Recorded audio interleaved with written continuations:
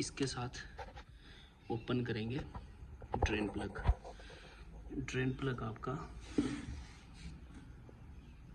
ये रहा, आपका ड्रेन प्लग। हम इसको ओपन करेंगे इन स्पैनर्स के साथ जो हमें बाइक के साथ मिले हुए हैं।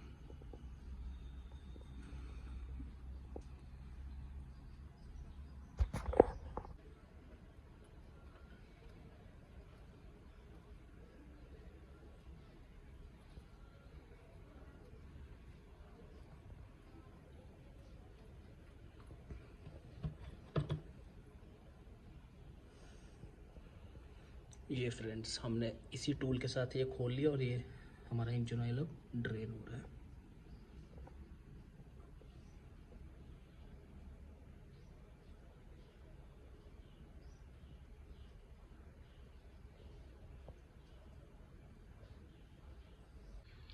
इंजन ऑयल ड्रेन करने के बाद अब हम बाइक की दूसरी साइड आ जाएंगे और ये इसकी फिलर कैप है, इसको प्लायर से थोड़ा सा लूज़ कर लेंगे।